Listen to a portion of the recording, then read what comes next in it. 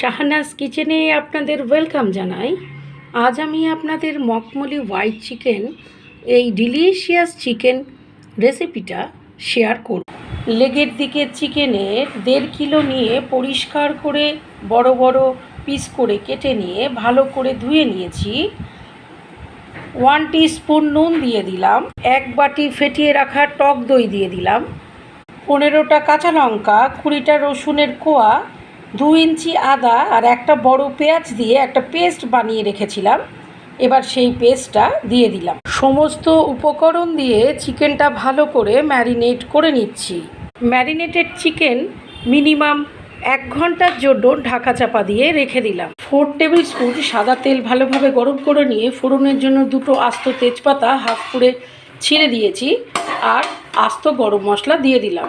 ফোড়ন ভাজা ভাজা হয়ে সুগন্ধ বার হলে 2টো বড় সাইজের লম্বি করে কেটে রাখা পেঁয়াজ এবার গোল্ডেন ফ্রাই করে নিচ্ছি। পেঁয়াজ গোল্ডেন ফ্রাই হয়ে গেছে। ম্যারিনেটেড চিকেনগুলো ম্যারিনেট করা পেঁয়াজ আদা রসুন কাঁচা লঙ্কার পেস্টের মধ্যে থেকে তুলে নিয়ে গোল্ডেন ফ্রাই পেঁয়াজের সাথে ভালোভাবে 5 থেকে 35 গ্রাম কাজু বাদাম একটু জল দিয়ে ভিজিয়ে রেখে সেটা পেস্ট করে রেখেছি। এবার সেই কাজু বাদামের পেস্টটা চিকেনের মধ্যে দিয়ে দিলাম। কাজু বাদাম পেস্ট দিয়ে চিকেনটা 1 থেকে 1.5 মিনিট ভালোভাবে কষিয়ে নিচ্ছি।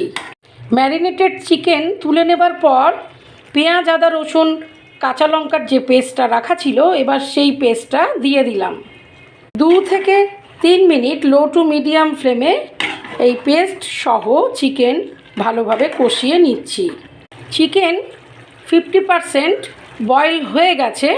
এবার মশলা পেস্টের রেখে দেওয়া জলটা দিয়ে দিলাম। টেস্টে ব্যালেন্স আনার জন্য 1 টিস্পুন চিনি আর স্বাদ মতো আবার নুন দিয়ে দিলাম। ম্যারিনেট করবার সময় চিকেনে নুন দেওয়া ছিল, তাই এবার নুনটা একটু বুঝে দেবেন। চিকেন পুরোপুরি বয়েল হয়ে গ্রেভি ঘন হয়ে এসেছে। এবার গ্যাসের ফ্লেম অফ করে মখমলি হোয়াইট চিকেন নামিয়ে নিচ্ছি। 1 টেবিল স্পুন সাদা তেলে একটা ছোট সাইজের কুচিয়ে রাখা পেঁয়াজ আর 5টা কুচিয়ে রাখা কাঁচা লঙ্কা ফ্রাই করে নিয়েছি। এবার